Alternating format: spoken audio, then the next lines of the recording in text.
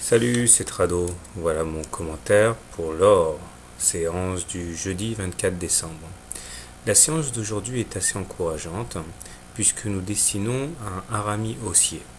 Alors un harami haussier se caractérise par le fait que nous ayons une bougie qui soit intégrée en termes d'amplitude, donc clairement à l'intérieur de la bougie d'avant, et qui vient ponctuer une séquence de chandelier baissier.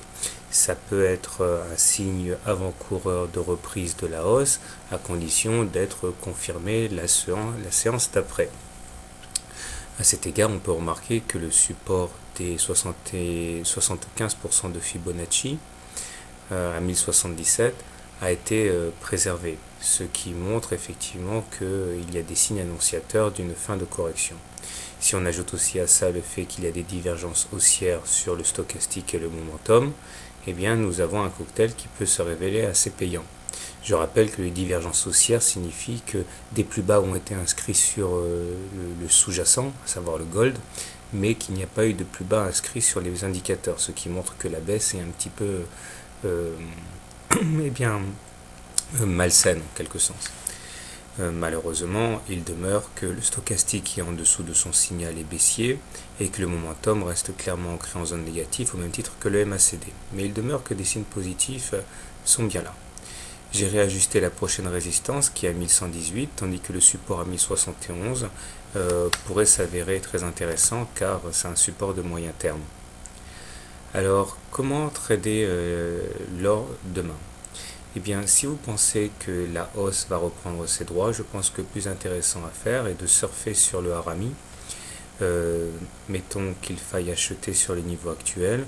On ne manquera pas de mettre un stop loss en cas d'enfoncement des plus bas d'hier, vers 1074, ou pour les moins réactifs, un stop loss en cas de clôture sous les 1071. L'objectif étant de réaliser dans un premier temps un retour sur les 1118, voire même un throwback sur la M20. Par contre, si vous envisagez plutôt de shorter le gold, je pense que le mieux à faire est soit d'attendre le gold sur les 1118 pour le shorter, soit plus raisonnablement d'attendre un retour sur la M7 pour shorter l'or. Stop loss en cas de clôture au-dessus de la M7, objectif retour sur les 1071. Ces deux trades présentent l'avantage d'avoir des ratios gain-risque qui sont intéressants. On ne manquera pas de souligner quand même que le short correspond mieux à la dynamique technique actuelle qui est très dégradée, alors que le long correspond davantage à un short graphique qui peut se réveiller payant dans certaines circonstances. Voilà, donc moi je suis plutôt favorable au trade haussier pour les raisons que j'ai déjà évoquées. Je vous souhaite une bonne soirée, de bon trade et à demain.